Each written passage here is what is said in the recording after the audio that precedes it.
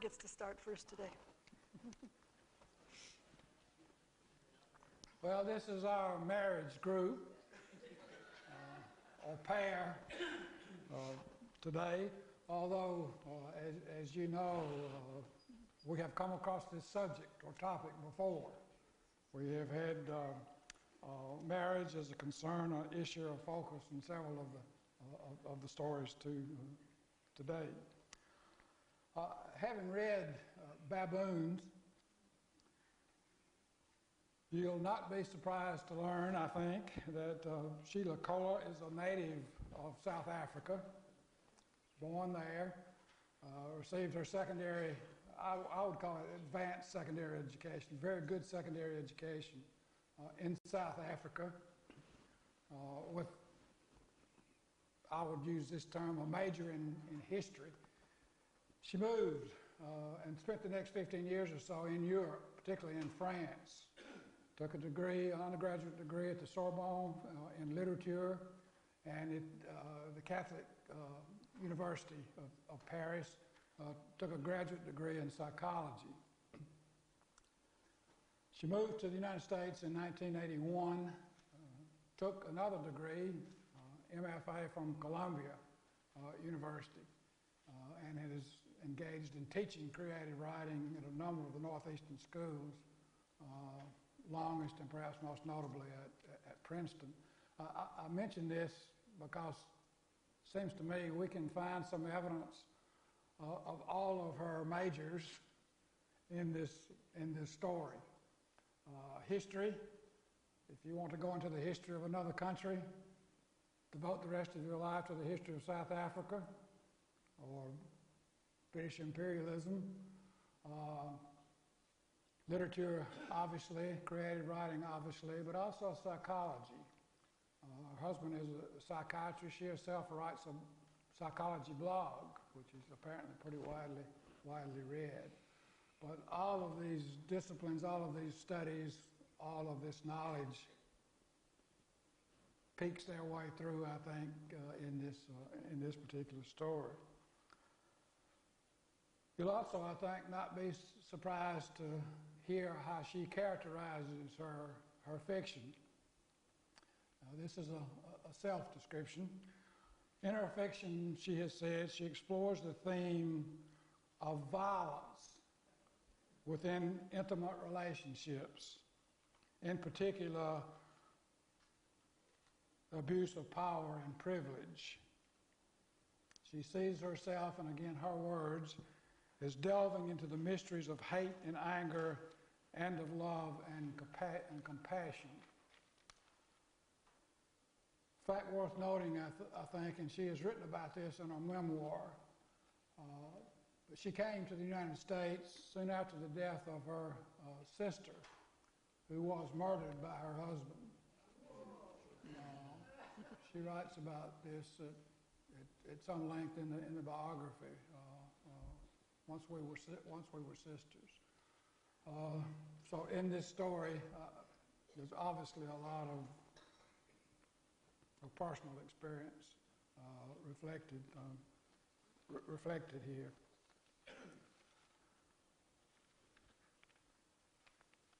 I think and hope it'll be halfway productive to maybe just begin by doing a little comparison contrast. Coming from Lobster Night to Baboons, a lot of immediate general similarities, and we can discuss within these similarities where there might be some differences. See if you agree. We have, again, a focus on male-female relationship at the center of both of these stories, and with, I would claim, some strong sexual overtones or overlay. I don't know whether to say overtones or overlay or underlay, but male-female relationship with strong sexual overtones in them. And also, perhaps a little more unusual than that particular focus, is the significant roles that animals play in the last two stories I've tried to deal with. Significant roles that they play in the human drama that is at the center of the story, and some direct or indirect reflection about the relationships of human and animals. Maybe a little more with the primates, with the lobster and the bear, particularly the lobster. There was direct reflection by Stacy as to how human that lobster's life was. And then certainly, I think without much question, the violence, the climactic violence that characterizes both of these stories. Can I think of anything else, just in general?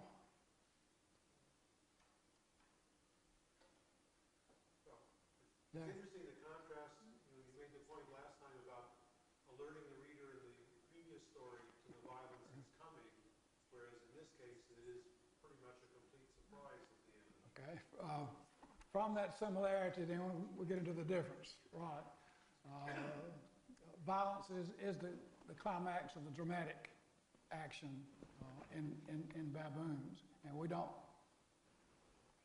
Well, I'll just go on and ask you now. What were your feelings when you reached the end of this story? Baboons. What was your feeling? Or put it another way, if you can say it out loud,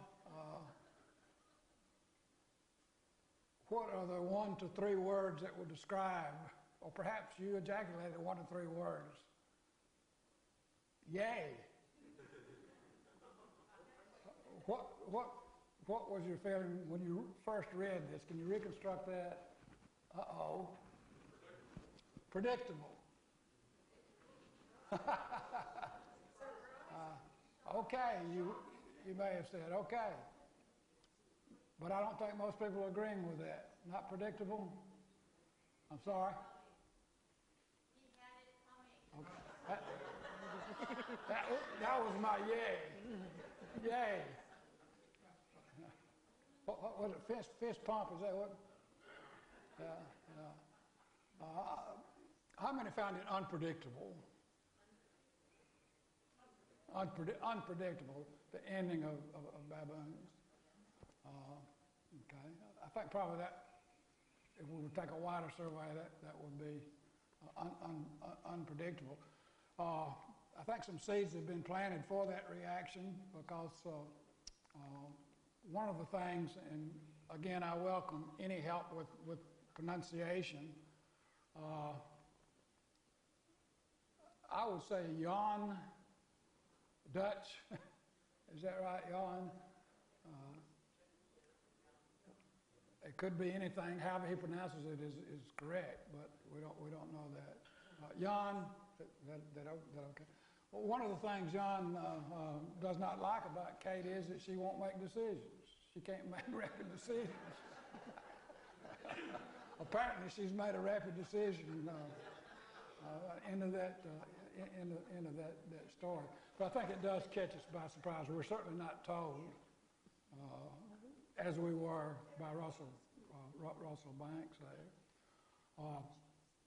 Any other one-word reactions, John?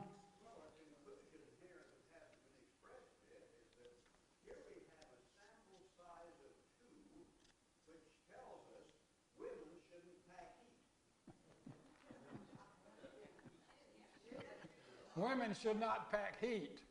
This is the author's message. For men, mainly, right? Right?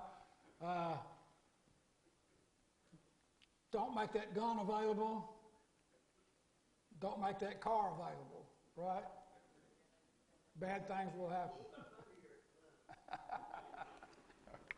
Well, let me go on and ask this. We talked a good bit and could have talked a lot more, I think, about the conclusion of Lobster Night. Does anyone have any questions about what happens factually you think, at the end of Baboons. Any question about that? Has he been run over and killed by his wife? Anyone have any questions about it? Or seriously wounded, but run over. He's spinning. That could be physical, or mental, or both. Yes, ma'am.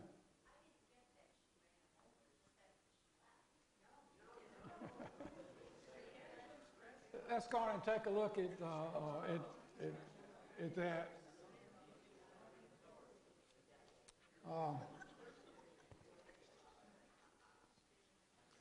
I'm going to read the first paragraph, first sentence, and then we'll put it with the ending. As they drive along the road to Outshorn,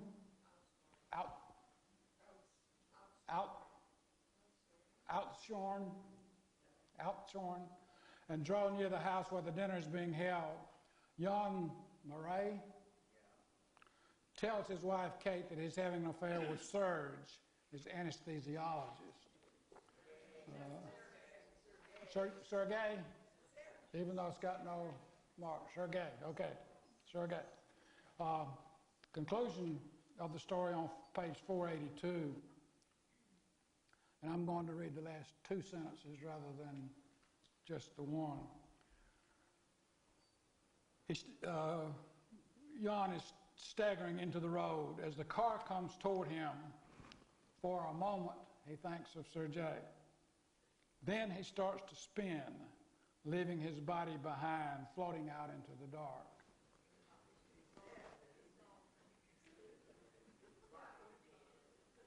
Everybody for death. Everybody for serious injury.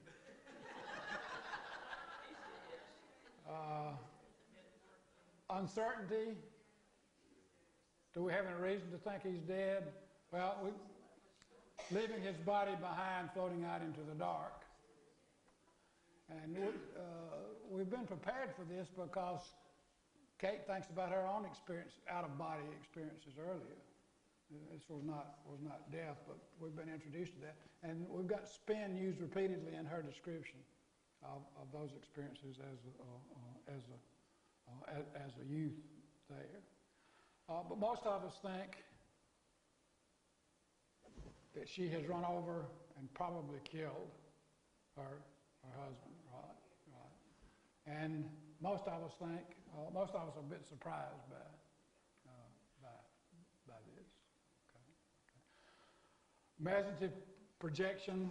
We don't have the opportunities here as much as we had, I think, with Banks. It goes on beyond the shooting of Noonan. He carries us beyond that. We're not carried beyond the probable death here. But it might be fun if we were to engage in some imaginative projection to imagine what the police reports would be like. How's that police report going to read? But that's another story, obviously. Dwight? In a story that is predominantly realistic, I'm struck by how poetic the very last two sentences are, and how, in a sense, non-physical they are. Okay. It could have been a much more brutal, graphic description, in the vein of realism, whereas it has a kind of ballet quality. He spins and floats out into the dark. So why the descent or why the ascent into poetry at that point in the story? I'm struck by that feature of the ending. Yeah. Now let's maybe go back and look at two things. We have a pretty physical description of the wounded baboon, and also of the results of the attack of the baboon on Jan. We've got that just before. This is on page 481, and we've got violence between the couple too here of the loss of a tooth and blood, blood there.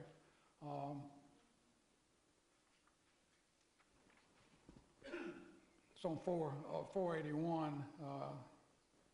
Jan is looking at the wounded animal, the coarse matted hair, the bleeding arm. The arm hangs pitifully broken and bleeding from its shoulder. And then when he is the subject of the baboon's attack with the one good arm, she claws at him, it claws at him, he thinks it's probably a female. She claws at him, tearing away the skin and the flesh from his shoulder so that it hangs down horribly. We've got pretty physical description there, but real contrast with the end. Maybe we can look back at what I mentioned before. Kate's spinning earlier on page 473.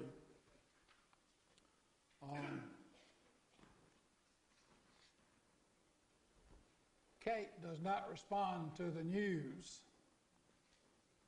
as Jan thinks she should, right? But we are told on page 473, the beginning of the section that begins on this, the first section that begins on this page, Kate is not saying anything because her head is spinning. And if we want to, we can talk some about centers of consciousness here. I think we agreed last time that we were in Stacy's mind most of all.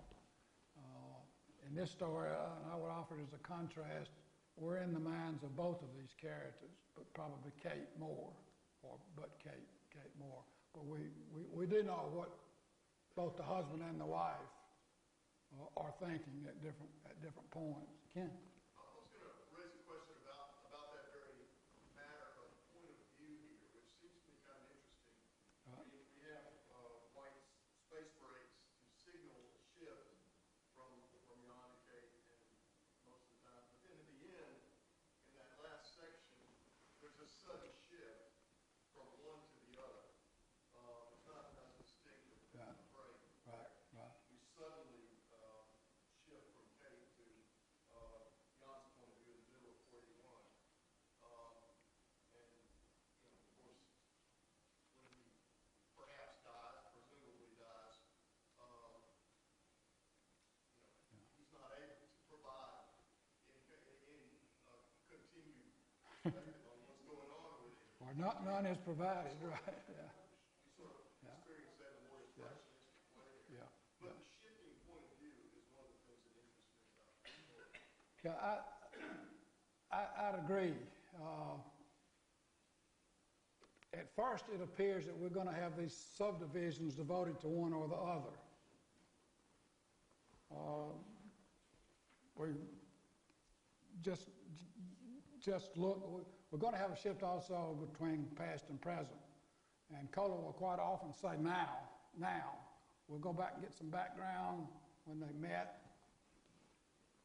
Mother's reaction to the husband-to-be, her boarding school, his thinking about past operations, his work.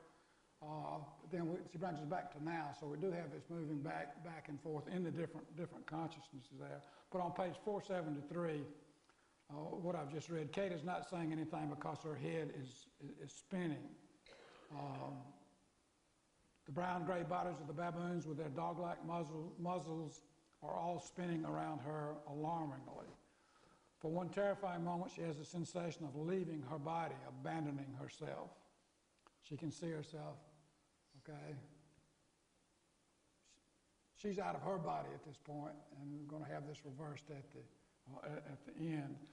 And she goes back in time. Now, as a child, she sometimes felt this when she lay in the long dormitory. And this is, again, based on the author's experience.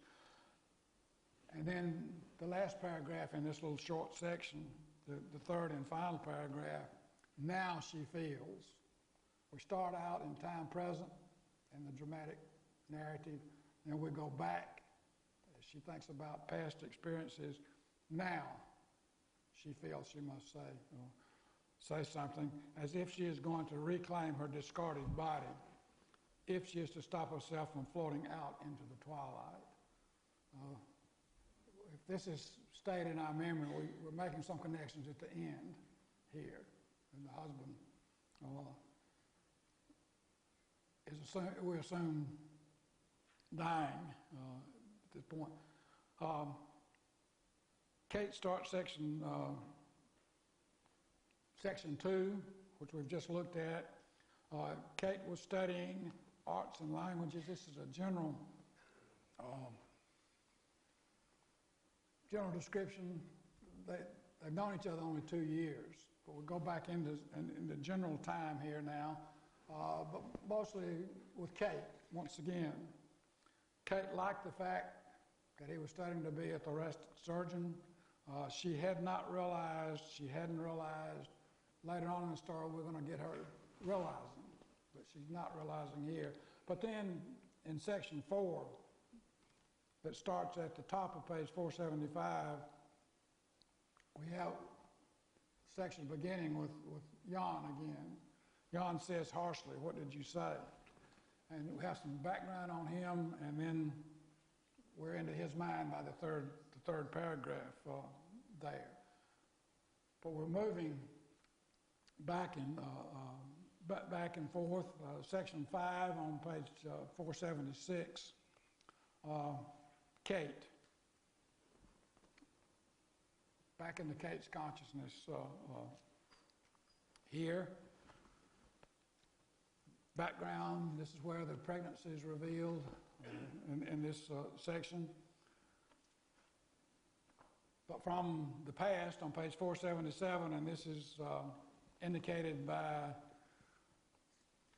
the word now again, with the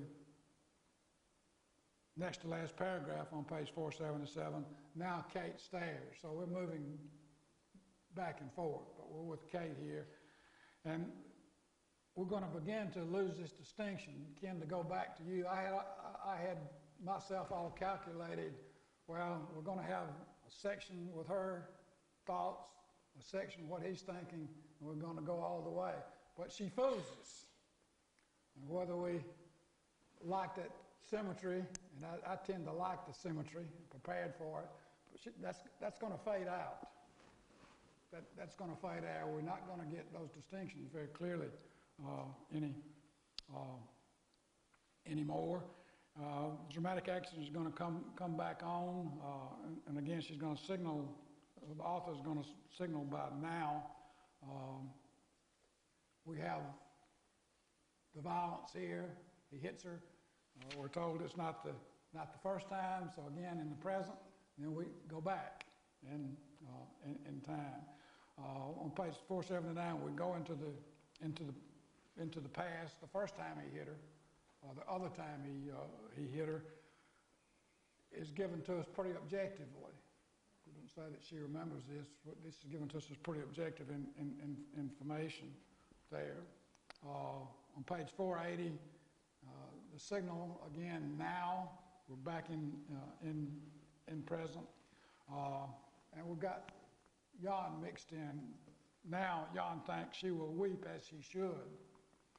Jan feels suddenly calmer, and so at the end of this section, about the middle of page 480, we're in his head. We don't have the strict divisioning going on. We're moving much more rapidly between the two. And again, a connection to be made with Russell Banks' Lobster Night is a person who has just committed some violence feeling relief. You know, we're probably the only people in the world who've ever read these stories back to back in 2 weeks.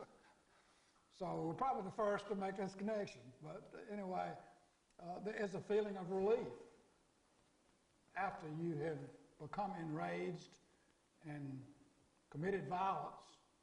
Stacy's was homicidal with a gun. His is physical with his hand. But he feels a certain relief. She knows now that he has hit her, that she even lost a tooth, he feels a certain relief. He's worried about his hand. And if we have time at the end, we might just want to construct a psychological portrait of these two. I'd be curious to see what words you might use in a psychological profile of these two, and whether there'll be any overlap or not. I don't know. But Ken, all I'm trying to say is I think we lose this distinction that we had, not absolutely, but pretty clearly, of having the center of consciousness given a division. We were with Kate, what she was thinking, then we were with Jan. We're going to have it merging now, and maybe that plays into the buildup of the drama here, the dramatic experience moving on more quickly. The concluding section, which is number 6, gives us the end. The baboon has come back in. Kate urges her husband, and although he's concerned about his own safety when he's close to a wounded animal, he doesn't think about his wife as a wounded creature. He should have, right? Is that right, John? He should have thought about the man-made instrument she had at her disposal, because she is going to use it on him. But we've got the attack, which again is going to contrast with the lobster and the bear. In Lobster Night, the animal has some revenge here. Maybe not against the human who hurt it, but against humans in general. But the lobster's helpless. He can't even use the pincers. That would be a little pleasure for him, wouldn't it? For it. If the bear could get to the man and render some revenge for all those shots, but that's not possible. But the baboon can, and so we have the hurt creature being able to wound a person, at least in general, who has hurt him. We'll get to those psychological portraits in a minute.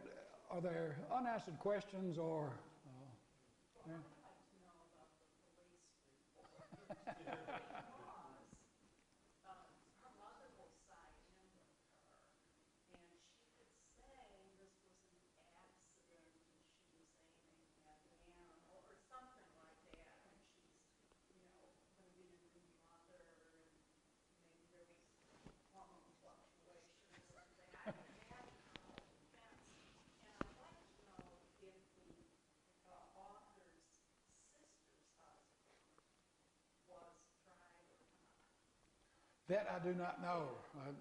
I need to read the memoirs. It says she has written about this, autobiographical work that deals with her sister, and she's excerpted it. She's written about life in South Africa, but this was obviously a climactic event. And I came across one reference that said apparently murder. I came across other references that said murder. Emma? What did you think of the fact that John waited till they were driving to a party to give his news? Let's feed this into that psychological profile we're going to get to in just a minute. He does this evidently. He also reacts to how she reacts. How would you write this up if you were a psychologist? Marianne needed to become a defense attorney.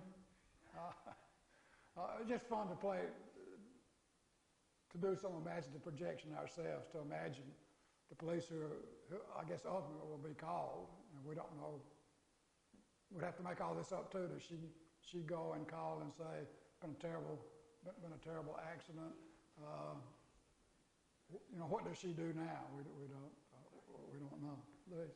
Now that you told us at the beginning that the author is an expert in psychology as well, I see something different in the whole story that I hadn't done before.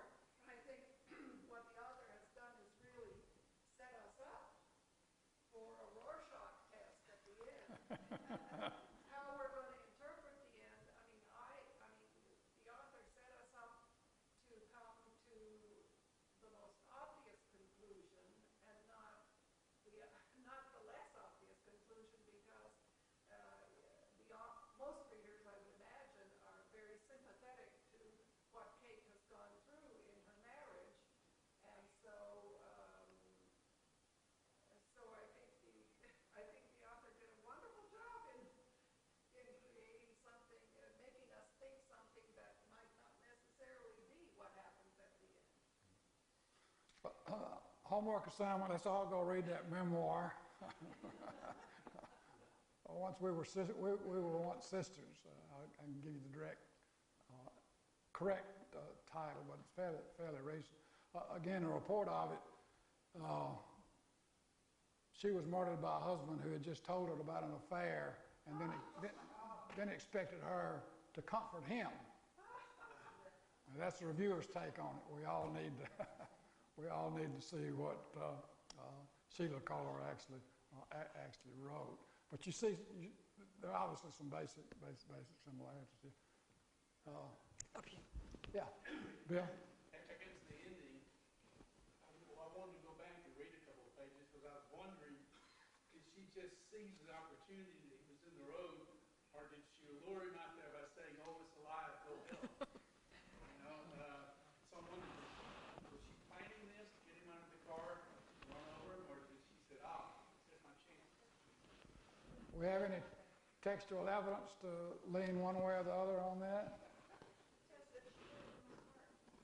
It says did it from, yes, you did. Okay. Okay. Yeah, we have that. We certainly do. She has helped other animals before. Yes, she goes, again, he saves lives as a surgeon, although when he first struck her, he was responsible for the death of a child because he delayed. But yes, we've got a fairly long paragraph devoted to the lives she has saved, all animals. All animals. Quick psychological profiles. Louisa said to find one character more sympathetic than another, but what words would you use to describe either Kate or Jan? Margaret? Well, Jan, as soon as I read the part about as a child, he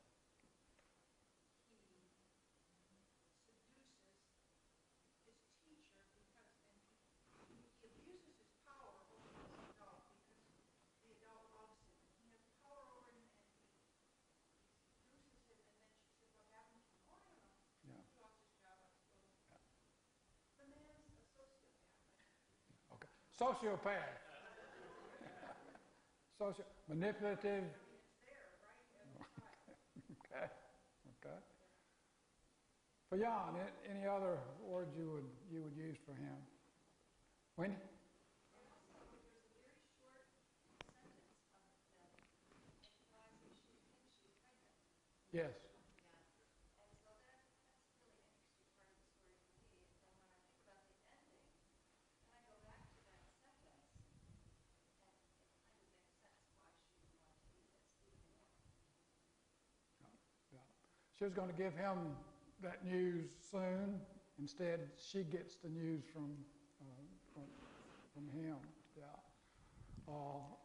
Other words for Jan. Jan, on my left.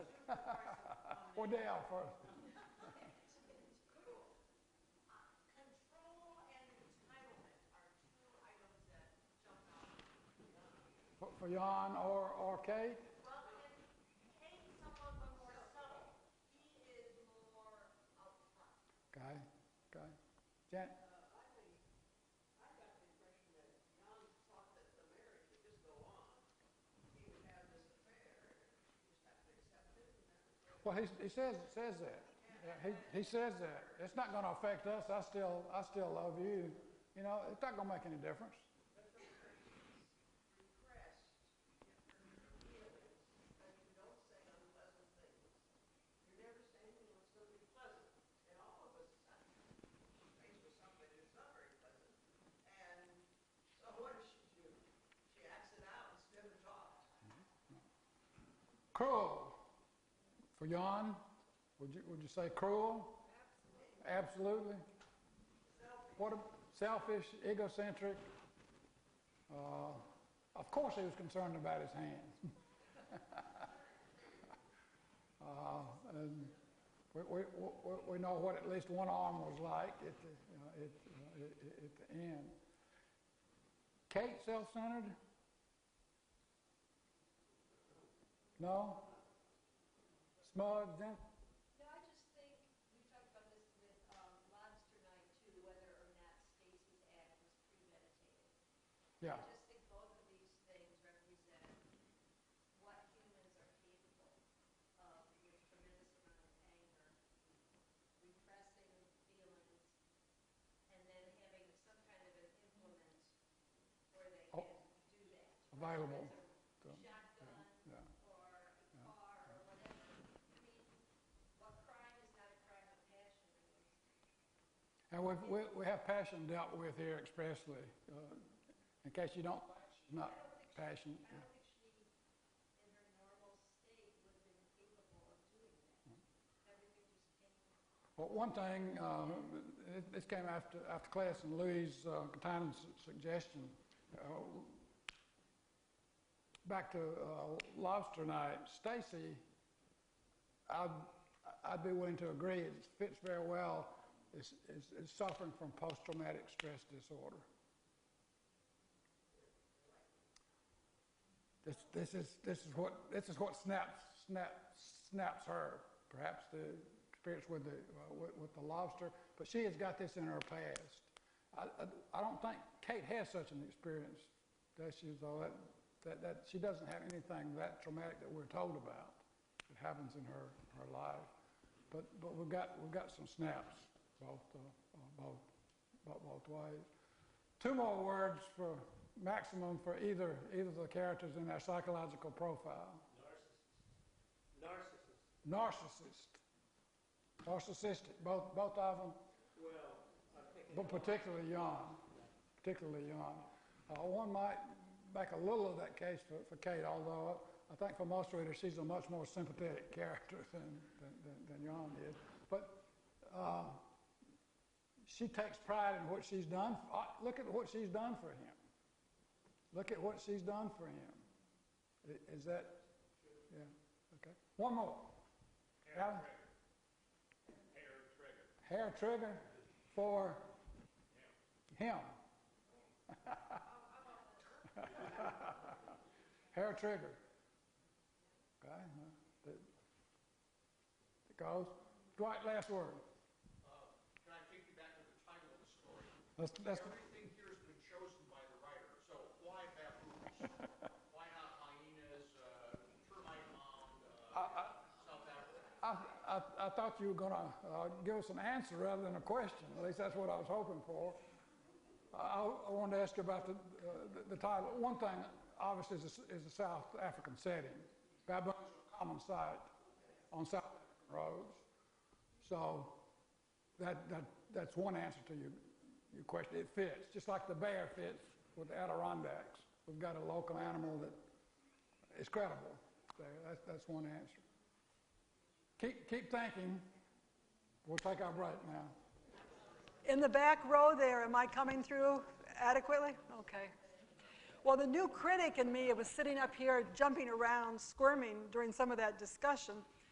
For those of you that are not new critics, the theory is that it's what's in the text that you discuss rather than author's biography and so forth. But hey, say anything you want, that's fine. It's interesting. But there's that view. Okay, Charles Baxter. He was born in 1947. He was an academic, taught at Wayne State and the University of Michigan, now retired. He attended McAllister College in Minneapolis, which Tim O'Brien also attended.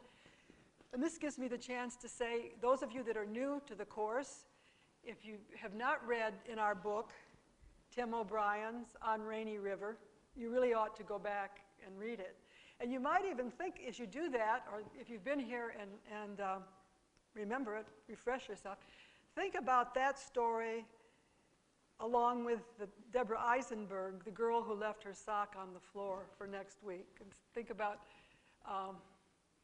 ways that those stories, or a way those stories might talk to each other, or help us talk about the Eisenberg. I don't know. So anyway, Baxter is a very skilled writer, much respected. The story we're reading appeared in a volume called Griffin, and I think that's about 2000 that appeared. But anyway, one reviewer said that Poor Devil is one of the most moving stories in the volume, and it shows, and this is what I'm really concerned about, not only Charles' exquisite language and his ability to render dialogue saturated with subtext, but also the magic of being able to reveal what it is like to be human.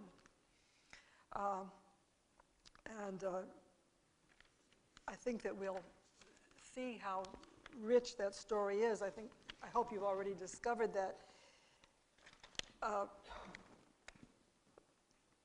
He started out kind of as a poet and then decided to turn to fiction, and he wrote 3 novels, and they were terrible. And I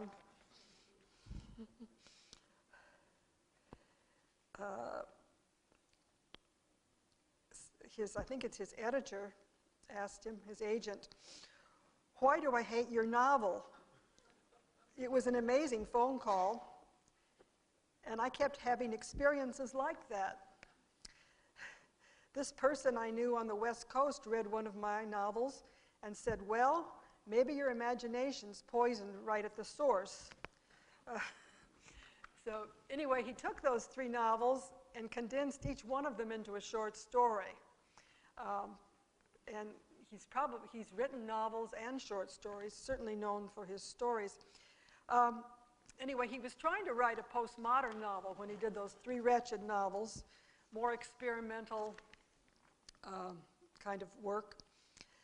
And he re-educated himself, and this is what I find interesting, in rereading James Joyce, Anton Chekhov, could be Frank O'Connor or Flannery O'Connor, either one would do, Virginia Woolf, Catherine Ann Porter. And I think you feel this in his stories if you're familiar with those authors, the richness of them, the ease of them.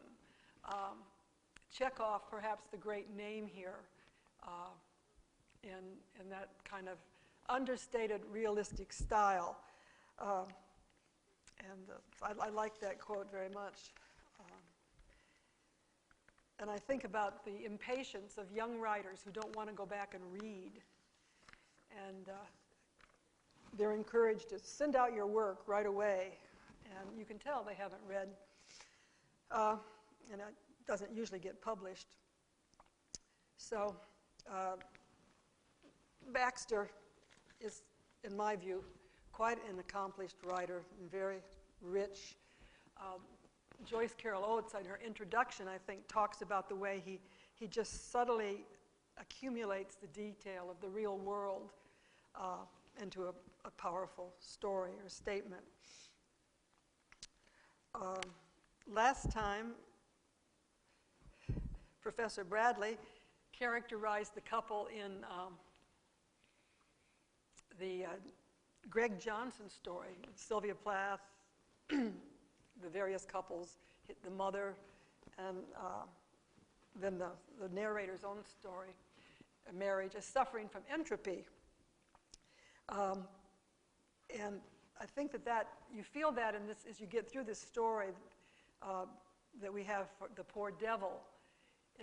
Jim defined that as a failure to maintain systems. And I think that is what we get at here. On page 83, I've noted a quote that maybe pertains to that idea of failure to maintain what you have.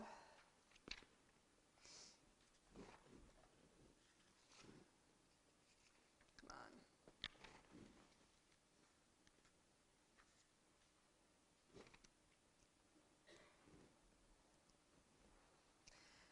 My trouble was that after our first 2 years together, I couldn't concentrate on her anymore. I was distracted by what life was throwing at me. I couldn't be, what is the word, faithful, but actually that was the least of it, because unfaithfulness is a secondary manifestation of something we don't have a word for.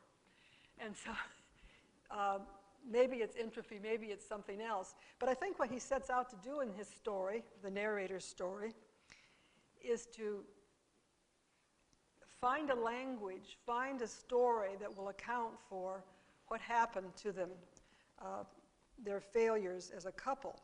I think it's a wonderful beginning to have the couple in there trying to exercise their house, to cleanse it, you know, for the new couple that's coming in.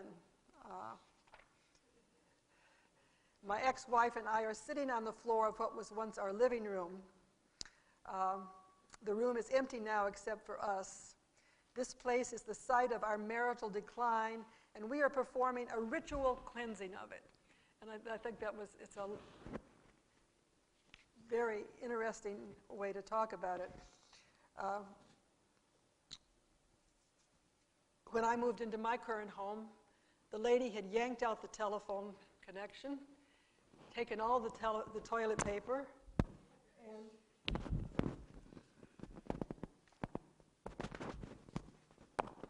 let all the light bulbs go out. So we had not had a ritual cleansing. We had to work through it ourselves. Okay, can you hear me now? Okay. So what I'm thinking is that this story is first about finding a language and finding a story. The two are inseparable. A story to account for what happened, and you have the overarching story that our narrator is telling us, and you have each couple's story of what went wrong, or trying to account for what went wrong. Story within a story, kind of a framed, it is a framed story, but we get into the idea of where is reality? We have these stories we make up, but where's the reality? How to come up with it? How to find a language and individual words in the stories that we tell. They're trying to find a language equal to what they've experienced. All the way through here, we have this care of language that Bert noted in his story, that I think we've seen it in all of our stories. If the first paragraph on page 75 that I was just reading, he's talking about cleansing the room. And notice how he goes, it's very subtle. You have to be a neurotic teacher, I guess, to go back and find all this, but it has its effect. The negative words, the tone of negativity. The ex-wife, empty, the room is empty now. Our marital decline, we're cleansing. There's a disinfectant solution, an old mop, the smell of bleach, trying to freshen it up. So this tone, this very subtle use of language, if you turn the page, this negativity, talking about when they were breaking up, things in the house just started to fly about and fall apart. Notice again, when my wife and I were in the process of splitting up, the house itself participated. Lamps dismounted, pictures plummeted, destruction abounded. The living room acquired a poisonous residue. I could discern a malignant green mist. We excreted malice. The house was haunted with pain. So you have this focus on language, and you could go find certainly other places of that kind of creation of a tone, a mood. And then his use of imagery. Again, this is somebody who's sent himself back to school to the best writers of the 20th century, and you certainly feel it here. Let's see. At the top of page 77, okay, she takes a swig of beer. I can see that she's trying to make our troubles into a manageable comedy. I was Laurel, she was Hardy. Further down the last part of that paragraph, and we'll come back to that image of comedy. She's not speaking to me so much as meditating aloud in the direction of the wall a few feet above my head, which is resonant itself. It is as if I'd become a problem in linear algebra. And so that maybe you have some favorite images.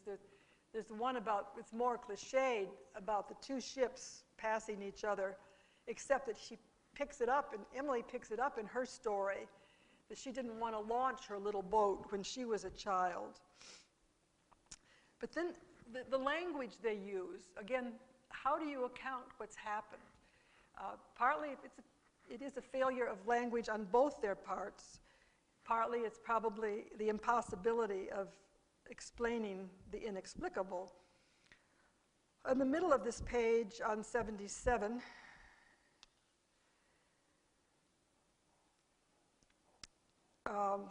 she's beginning to tell her story, but it's the language here I want to focus on.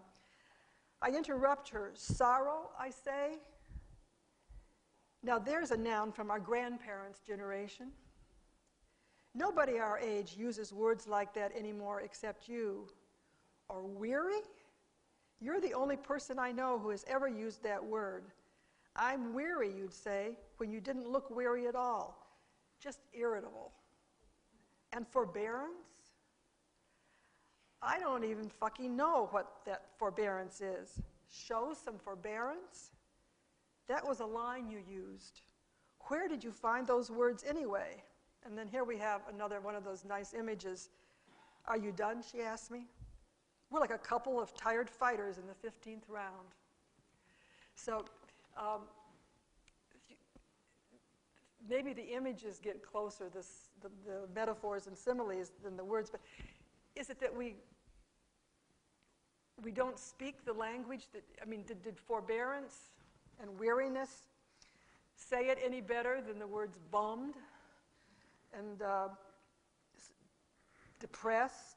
He says, I scuttle over to where she is sitting and take a swig from a beer can that she's been clutching. So that foregrounding this, they just don't have the language. They didn't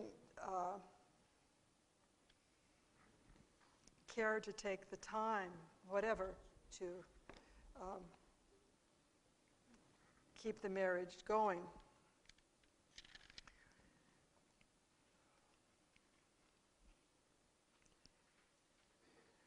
I would also call your attention to how well he handles dialogue and voice. It is also very natural, this couple, the going back and forth, the reading of each other's thoughts. I didn't pick out any particular passage, maybe you have some, but the dialogue, as it weaves in and out. And a lot of this seems to be, you hear her voice, a lot of it goes on in his mind as he, I guess, recounts, summarizes what she's had to say. On page 89, just looking at some of the key problems with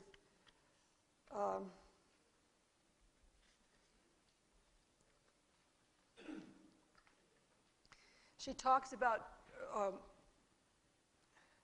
they had tried to stage their marriage.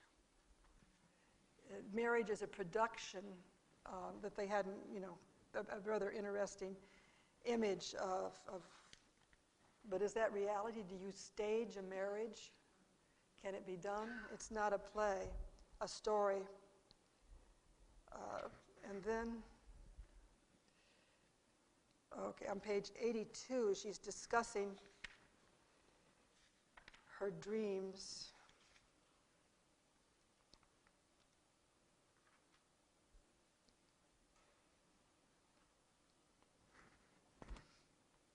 Okay. She's at the top of 82. She says, let's not spoil it with words, the dreams. So again, this sense that there's something inarticulate about, that can't be articulated about some experience. The need that this, again, that it's beyond language. Well, of course, the search for language is involved with the stories they tell. So what is the story he tells? No, let's start with her story. What is her story? You recall? You know, they haven't really understood each other. You know, you didn't really get me. I'm going to tell you a story about. So what do we do when we tell stories often? We try to explain who we are in a situation like this, at least. Story is, you didn't get me, but what's her story, Emily's story? Remember? You want to go ahead? Well, I can say a little of it, Mm. not in details, but I mean, she had a good friend named Jeffrey, who was homosexual, and obviously got sick and was dying. And her love for him, how she did as he asked by taking pictures and these sorts of things, and how much her relationship with him affected her. Okay.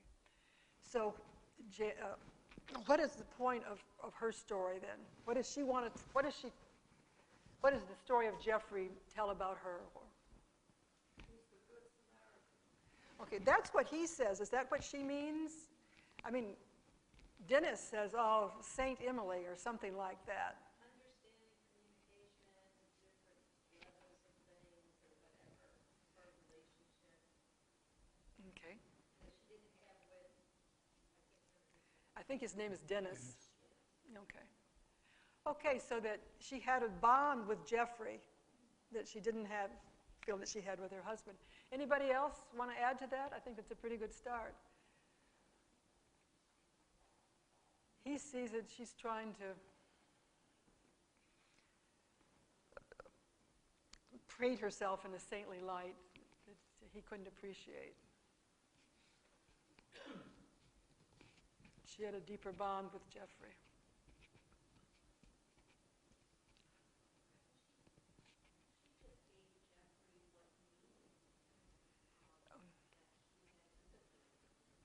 Okay.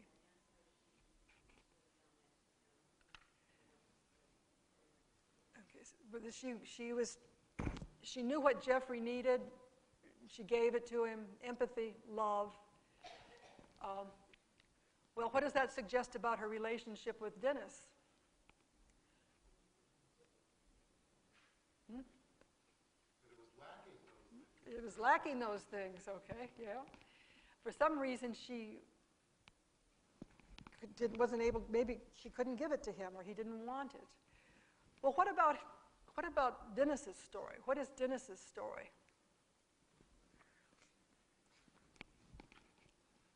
If Emily says, you know, I was unable to give empathy, you didn't want it, or whatever, what was Dennis's rebuttal? Each has a story. she wasn't inspiring to him, that he couldn't paint her. He couldn't paint her. Okay, so she wanted to be his muse, and he couldn't be. She couldn't be. He didn't feel that way about her. And so,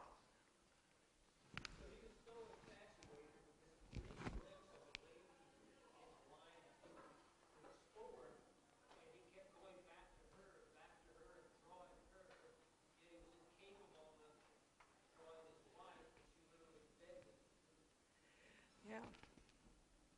Yeah. So, yeah, Jan?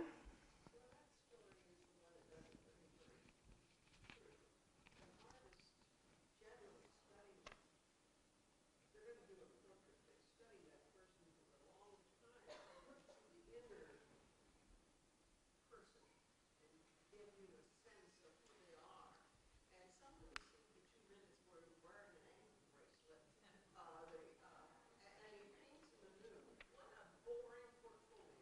Yeah. But if you can't take anything but this one subject, Yeah. it shows he has virtually no talent. Well, he admits that he didn't. At least put in clothes that would drape and shove, there you go, and the rights was diminished. You see the texture, the material, and all these things. And this fellow, I didn't have any sympathy for the husband in this story. Yeah, well, he admits. I didn't have any sympathy with the other husband either, but Yeah. I thought it was arrogance that, oh, I have this one subject to paint and I'll paint it over and over again. When someone, if you really love them, asks you to paint their picture, and you've been married for several years, Yeah. try to please them. Do you see any parallels between the stories in terms of what, there's, on the one hand, her obsession, her love, empathy for Jeffrey, and his obsession with the muse, in terms of how, their marriage works? On other people, yeah. But Jeffrey was before she met Mary. Yeah. Yeah, okay, yeah. But this is somebody that could, She is one who can be drawn out and give. yeah, the giving. Okay, so that they tell each other these stories, or they know these stories about each other, trying to explain who they are, and they have each gone to some ideal that's not their actual marriage partner. And I think that his response to that on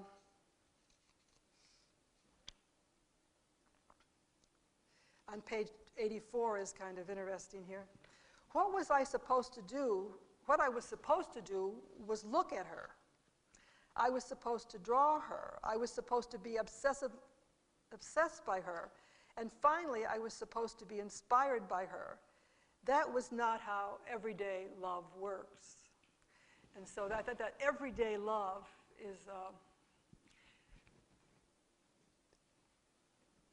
is maybe what neither one of them had. I don't know. Who's at fault here? Who's the poor devil? Mari? She just keeps saying, I want to be your everything. I want to be your everything. Yeah. Good in the relationship. Yeah.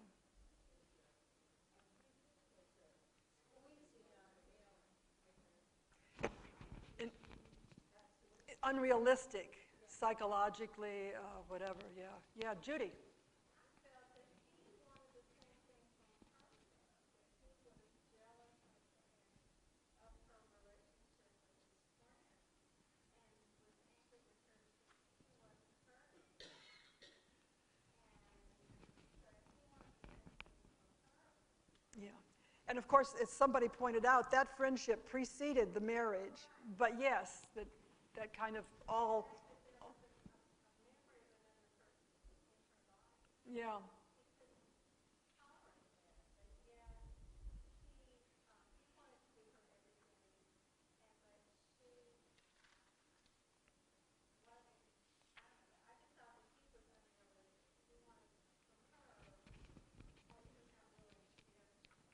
Okay. Yeah. Jen? Just when they were both discussed, they discussed that they had both been involved in affairs. Mm-hmm. Okay. But I'm looking at the bottom of page 85, and she's bringing up when he brought her flowers, he didn't remember Yeah. that he had brought flowers, and she says, and what it means, Emily tells me, as if I hadn't said anything, was that your instinct, I don't know what you would call it, your unconscious, still loved me, even if your conscious mind didn't. I thought, my husband Dennis still loves me. So this whole concept of love. And he said the same thing back here as when they shared a beer together. And he says, after all, we're divorced, but we're still married. You know, Everyday love. being divorced, they're still married, they're sharing a beer. Okay. So the whole, again, the concept of relationships, Yeah. love, marriage, all these things, where is it? Where is that love? Yeah. Where do you do it? Up here? Yeah. Here? Where, And somehow that everyday love of sharing the beer, the ordinariness of it, seemed to be not enough for either one of them. They wanted the Jeffrey or the Muse. There's some other stories at work in here, or episodes. In terms of these, they're telling each other these stories, cleaning the house, and suddenly this guy in a Santa Claus suit, and Santa Claus appears several times. What is he doing in there? Okay, there's an explanation. Well, who says? One of them says he's bipolar, off his meds, and the other one says, well, it's just, he can be seen. He won't get hit by cars. Okay. Yeah, they see, okay. Okay, so, yeah, they see it differently. What else can we do with that? Can we do anything else with it? This guy in the suit running by in the street, and it's mentioned several times, at least maybe 3 times.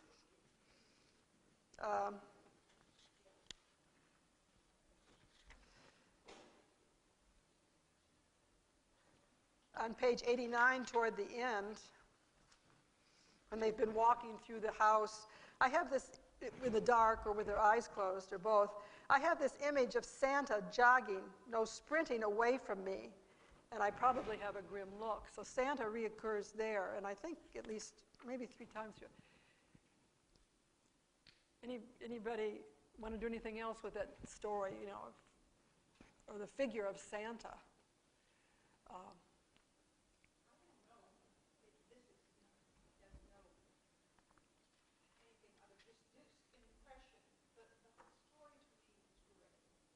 It's gray.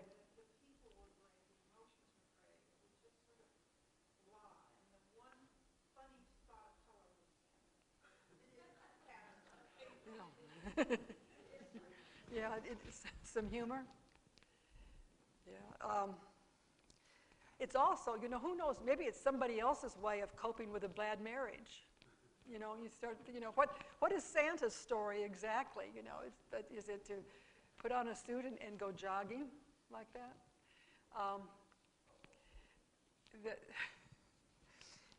We have earlier the image of the comedy of Abbott and Costello. It's near the beginning. I think I read part of it. Oh, she calls the marriage a fun house. Let's see, it's on page 82.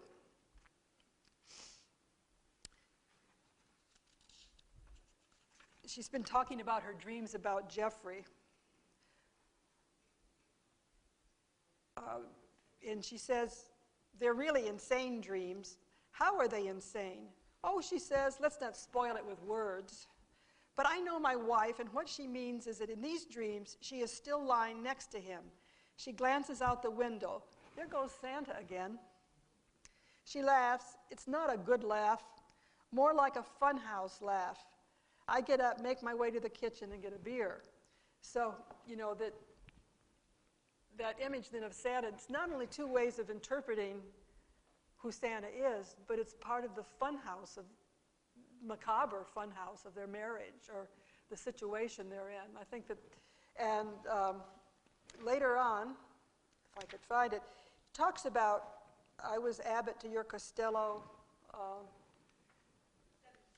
Thank you. It's previous to that. She's trying to, top of 77. She takes a swig of beer. I can see that she's trying to make our troubles into a manageable comedy. Not a fun house, maybe, but a manageable one. I was Laurel, she was Hardy, I was Abbott, she was Costello. We failed together at the job we had been given, our marriage. But I don't think this comedic version of us will work out, even in retrospect. She tells me that one of my mistakes was that I thought I knew her. But no, in fact, I never really knew her, and she could prove it. And they launch into the stories of who, that they tell.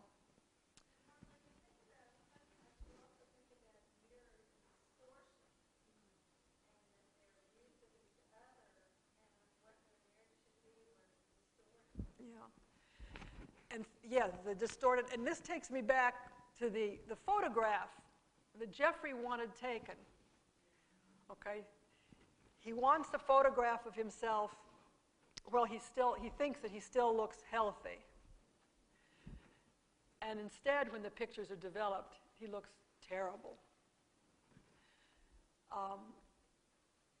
And I think this, this is the part of the camera is telling the truth. The stories tell the truth. How do we get at the truth? How do we know who we are? It's another image that's playing out through here. And the child in the park, the mother and child. What's going on there? That he's introduced these things as other scenes, other stories that are a comment on the stories he and his wife tell. The mother and child. Do you remember that one? Louise? Emily has a reaction to that mother and child. Do you remember what she says? Well, I connected with her remembering her own childhood and how much she enjoyed childhood. And didn't want to grow up. I want to believe that she is still immature. She hasn't really grown Yeah. up, but I think he's kind of immature too. Yeah. She said it was so calm, huh? Immature. Two immature people, yeah. Jan? Maybe what really emerged for her was that not only did they not know each other very well, but he didn't even want to try. He said I got distracted. After 50 years of marriage, you still find out things about each Yeah. other. Because we're always alone. Yeah. We're not the same people we were when we were. Yeah. Well, they haven't worked at it. They haven't maintained the system. And yet, I like to know something more about Yeah. and that he would want to know more about what I'm thinking. Yeah. And then we have two other episodes. I think I don't know, am I supposed to be out of here pretty soon, right? What is it? Just split out of my mind. What? The postcards, yeah. What are those doing in there? He gets these postcards from, not her, telling him that he's a jerk. Messages from the universe, kind of. But he knows that she doesn't like him because he knows her handwriting. Yeah. He knows so little about her emotions. He reckon. He knows so much that What were you able to make of those postcards, Wendy? In terms of the? Well, he talks about this woman that she was on a lot of drugs, sort of like Santa being on X. And she says, "I can see right through you." And then his friend says, "Where do you get these girls from? I mean, this is total screw-up." Yeah, it's kind of the voice out of yeah. The universe, a voice out of nowhere. Yeah. And then there was one other thing, the whale watching. Why does Jeffrey want to go whale watching? And there are no whales to watch, but he describes them in detail.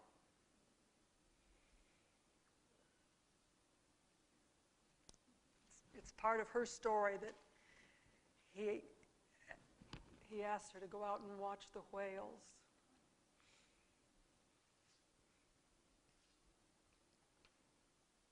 Yeah, John? I think there's kind of a mix-up in the neurochemicals in his brain.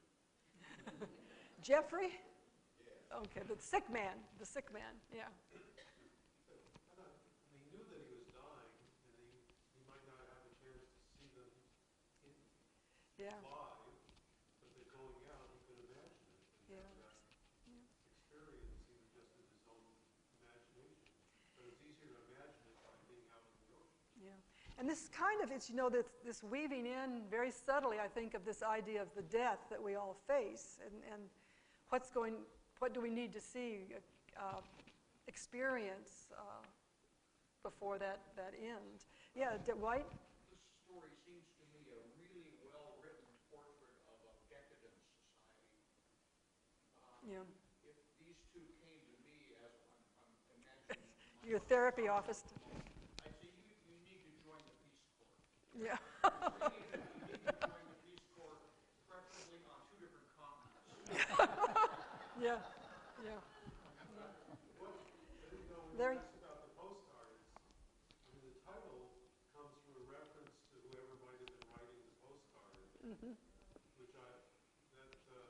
what do you make of that? Well, that's the ultimate authority, maybe? I don't know. Yeah. Who's the poor devil?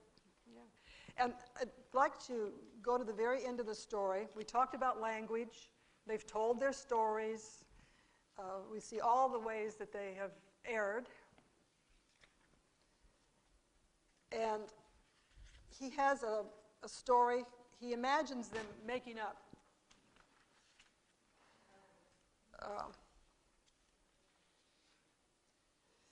On page 89. In that story that I don't tell, we excuse ourselves, but then very slowly and tenderly, we are inspired by each other at last, and we embrace, and all the bad times fall away, and we kiss, and we mutter our apologies, our long-standing whispered and complicated remorse. Another one of those old words. And perhaps we sink to the floor and make love. Okay, so this is a Hallmark Hall of Fame kind of ending, right? But that's the story we don't tell, you know, whether it's reality. That story I don't tell because it doesn't happen and couldn't and it wouldn't because I am unforgivable, and so is she. Two poor devils. What we don't feel is remorse. The word on that postcard, we bump into each other, two blind staggers. And then as they leave, the very last paragraph, she closes the door behind her, absent-mindedly locking it. Yeah, you know, he absent-mindedly gave her flowers too. Anyway, locking me into the house. And it's then and only then that I speak up.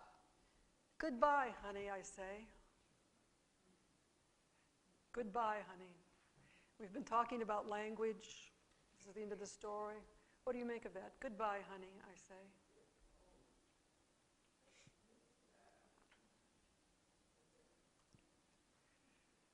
People can use language, but they're not necessarily communicating. Yeah.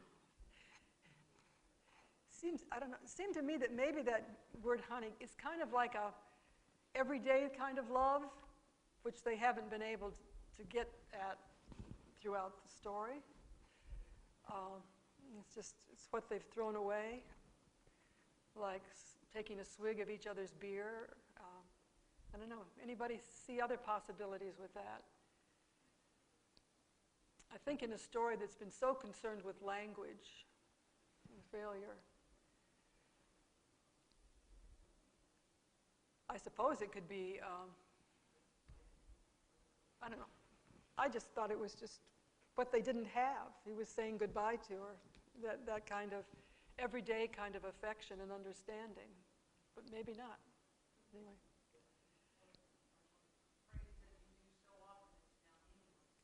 Okay, a phrase he's used so often is meaningless. Goodbye, honey. Like the flowers, he forgot why he brought the flowers, okay?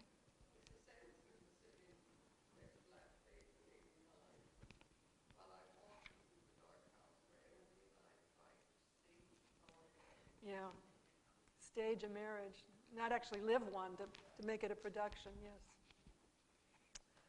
Okay, yes? I to say that until the door closes. She never hears it.